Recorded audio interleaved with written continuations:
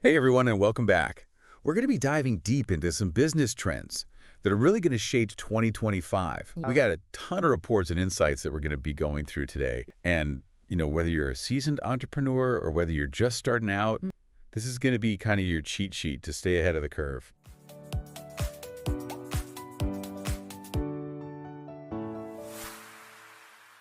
What's fascinating to me going into 2025 is that it's all about the human touch. Oh, interesting. We're seeing this big pushback against AI and this return to authenticity. And, it sounds kind of counterintuitive in a world that's increasingly digital, Right. but the data's clear. So let's unpack this AI conundrum for a sec. Right. Because I think we all know AI can be an incredibly powerful tool for efficiency. Right. But where's the line? Yeah. Like, at what point does it start to alienate customers? Totally. It's like trying to automate a handshake, you know what I mean? Yeah. It just doesn't have that same impact. Exactly. And it's not just some abstract idea. Like, there was a study that found that 69% of consumers just distrust brand advertising, Wow. which is huge. That's a lot. People are craving genuine connection, real stories, brands that resonate with their values. You know what? I get it. Yeah. Because I feel like we're all bombarded with so much marketing these days. You kind of just tune it out after a while. Right. So how do we as business owners cut through that? The answer is simpler than you think. It's genuine customer appreciation. Okay. What some are calling the thank you economy. It's about going beyond the transaction and building those relationships that feel really personal and really meaningful. I love that. Yeah. So how do we take that thank you economy and make it something tangible for our businesses? This leads directly into the next big thing, which is the power of personal branding. Okay. People connect with people, not logos. Right. Think about when you're scrolling through social media. Are you more likely to stop for some faceless brand or for somebody you feel like you could grab coffee with? That's true. Right. So how much time and energy should somebody who's running a small business or a freelancer, somebody who's juggling a million things, Yeah. how much should they really be putting into that? It's not about adding another thing to your to-do list. It's about shifting your perspective. Even social media is evolving. Interesting. We're moving away from broadcasting to more intimate communities. Yeah, I've noticed that. People want deeper connection, meaningful interactions, and that's where the magic happens. That makes me think about even on Instagram. Yeah. We're seeing a lot of people moving toward private sharing, discussing interesting content in DMs, kind of building those smaller, tighter groups. Yeah. It's almost like the digital version of a coffee shop. Exactly. You go there to hang out with your friends. It's creating that space where people feel comfortable to be themselves and connecting with others who share their interests. I love that. Yeah. And this is a huge opportunity for businesses. Before we go any further with that, though, I think it's time for a quick call to action. Okay. If you guys are finding this deep dive valuable, hit that like button. Share it with somebody who might benefit from these insights. Awesome. But let's get back to that personal branding thing for a second. Okay. How can you know a freelancer, somebody who's running a small business, how can they stand out from the crowd without feeling like they're being inauthentic or like they're trying too hard? It's all about showcasing your expertise, your personality, what makes you unique. Don't be afraid to be yourself on social media. Let your passion shine through, have those real conversations, build trust. Yeah. People are looking for authenticity, not perfection. I love that because we all, want to do business with people that we trust. Totally. People that we feel like we know. Exactly. So how do we build that? Well, this is where it gets really interesting. Okay. Don't underestimate the power of what we call micro conversions. So these are those small but significant steps that a customer takes before they actually make a purchase. Okay. Like signing up for your newsletter, interacting on social media, maybe attending a free webinar. So they're kind of like breadcrumbs leading to that final purchase. Exactly. By focusing on these micro engagements, you're building that trust and you're guiding your customers through what's called the messy middle. And that's that overwhelming stage of the customer journey where they're just bombarded with information and endless choices. Oh, yeah, I've been there. Yeah. It's like a maze. It is. Sometimes you need help. You do. And think about it this way. You're gently guiding them through. Okay. Offering valuable content and genuine interactions at each step. I like that analogy. Yeah. So how do we design these micro conversions That brings us to content strategies. Right. And in 2025, it's all about respecting your audience's time and attention. So we're seeing this shift toward what we call zero-click and minimal-click content. It's about delivering value up front without making your audience jump through all these hoops. Gotcha. Like, think about it. Yeah. Would you rather read this long, complicated article or watch a short, engaging video that's giving you the same information? I think we all know the answer to that one. Right. Our attention spans are definitely shrinking. They are. So I think getting to the point quickly is more important now than ever. Totally. But how do we make sure that even though it's shorter and more concise, that it's still valuable? It's all about quality over quantity. Okay. Think about creating content that answers your audience's most pressing questions, Mm-hmm. provides actionable advice, or maybe it just entertains them. Right. And don't be afraid to experiment with different formats. Videos, infographics, even interactive quizzes. So it's about finding the format that best suits the message and the audience. Exactly. Not just sticking to what, Right. what we've always done or what we're comfortable with. And remember, technology can be a huge asset here. In what way? Tools like ManyChat are great for automating those instant responses and giving personalized content delivery via DMs, Oh, that's interesting. which can be a real game changer for smaller businesses. For sure. But transparency is key. Okay. Let people know they're interacting with a bot. Right. So we don't want to sacrifice that authenticity for efficiency. Exactly. It's about finding that balance between the two. So speaking of personalization, how do we tailor our content to different platforms?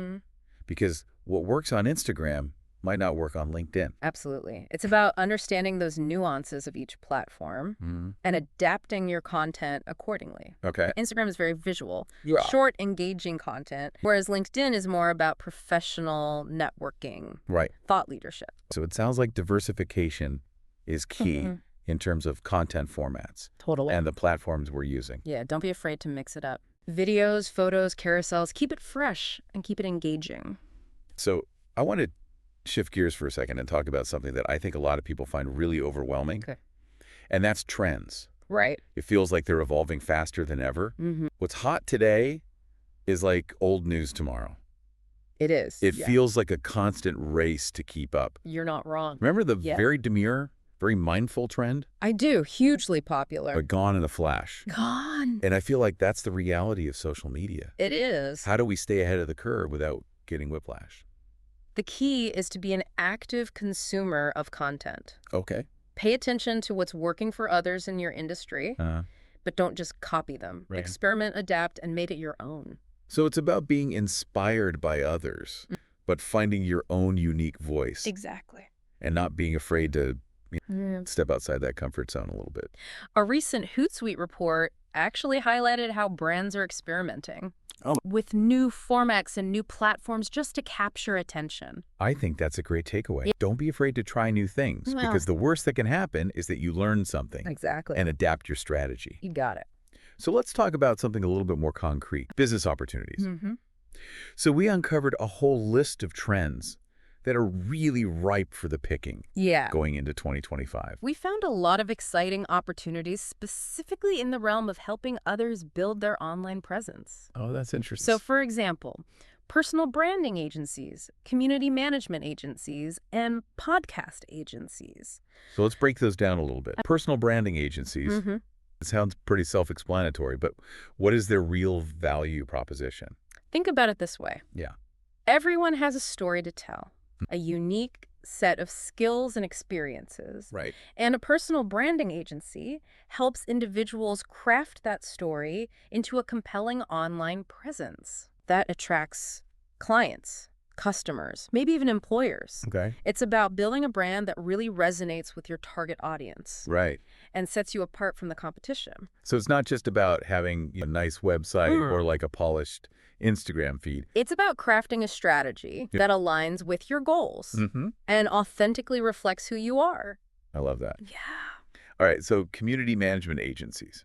These are all about fostering those meaningful connections that we've been talking about. Okay. They help businesses build and nurture online communities, creating spaces where customers can connect with each other Right. and with the brand. So you're building those loyal fans, Exactly. those brand advocates that spread the word organically. Totally. All right. And then podcast agencies. This is exploding in popularity. Oh, yeah? Podcasts are an incredibly intimate and engaging medium, allowing you to connect with your audience on a much deeper level. It's like having a direct line to your ideal customer's ear. It is. Sharing your expertise, your stories, your personality in a way that feels authentic and engaging. Exactly. And a podcast agency can help you with everything. Wow. From developing your concept, finding guests, to recording, editing, and promoting your show.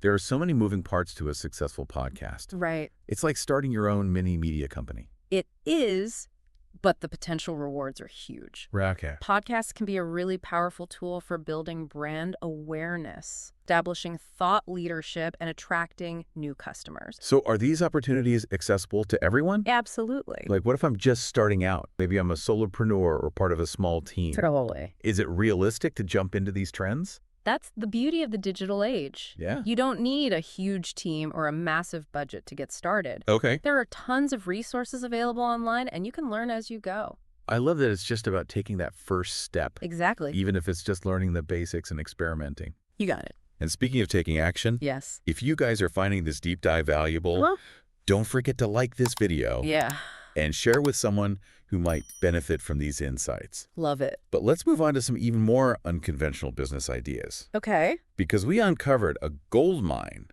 of 30 out-of-the-box ideas. We did. Things you might not have even considered before. Right. We won't reveal all 30. No. But let's talk about a few that really stood out. Okay. So think high-ticket tutoring, mindfulness coaching, chatbot script writing, even video game troubleshooting. Yeah. I mean, these were all over the map. They are.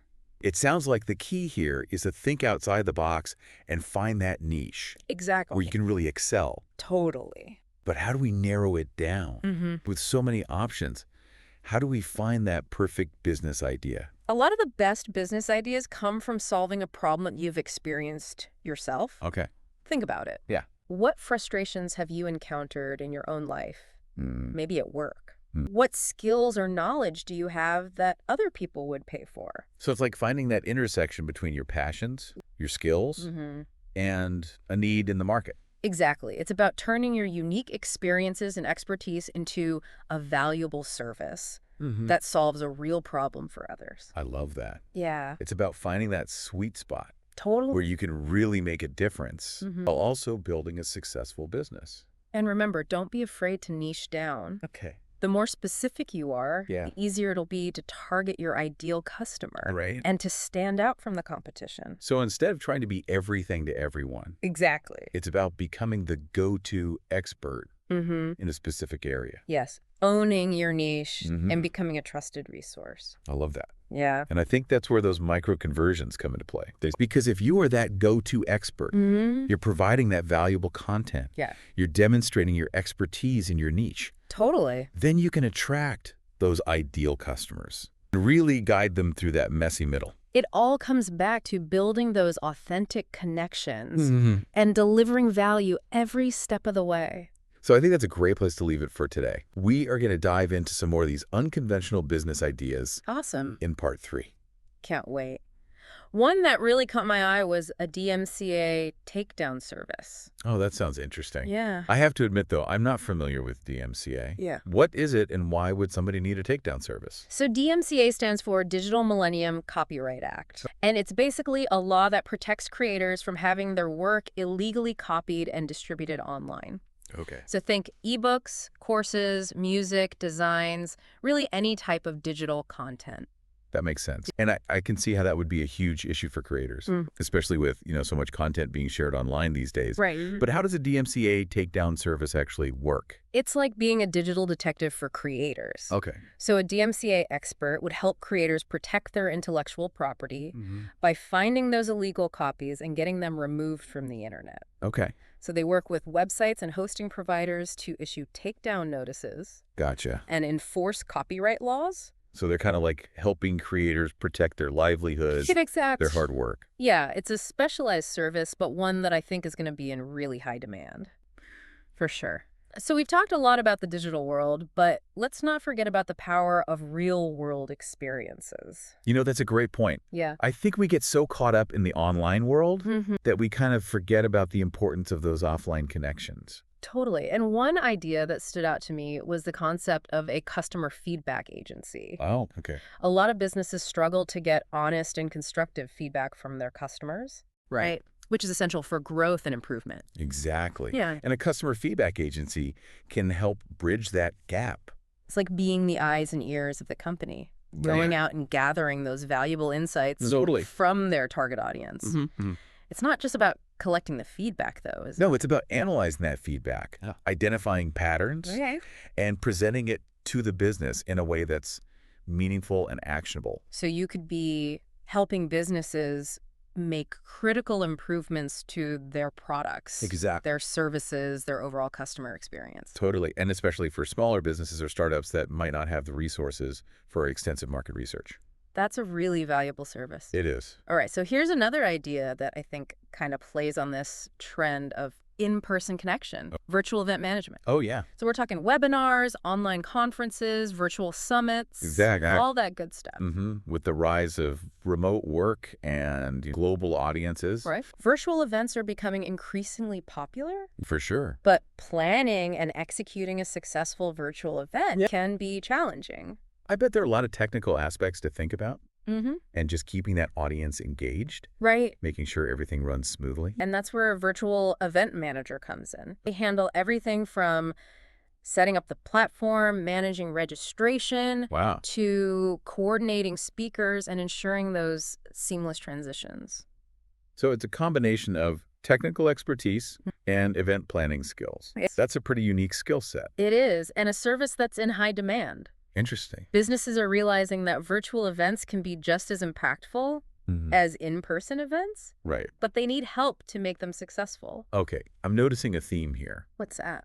A lot of these business ideas are about providing support and expertise to businesses that are trying to navigate this increasingly complex world, whether it's protecting their intellectual property, gathering customer feedback, or hosting these virtual events. There are so many opportunities to step in and fill those gaps. You get the nail on the head. And, it's not just about businesses. Right. A lot of these ideas could be applied to helping individuals as well. Totally. Think about virtual assistants, career coaches, Yeah. personal stylists even. Yeah, the possibilities are pretty much endless. So what would you say is the biggest takeaway for our listeners today? I would say the future of business is all about adaptability, creativity, and finding those human connections in a world that's increasingly digital. I love that, and I couldn't agree more. It's about embracing change, staying curious, and never being afraid to step outside your comfort zone. You got it. And remember, you don't have to have all the answers. Right. It's about being willing to learn, experiment, adapt as you go. Totally. We hope this deep dive has given you some inspiration and some actionable insights to take your business to the next level. Yes. In 2025 and beyond. Absolutely. And if you enjoyed this deep dive, don't forget to hit that like button, share it with your network. Love it. And be sure to subscribe for more insights and inspiration on navigating this ever-evolving world of business. Totally. Until next time, keep innovating and keep thriving.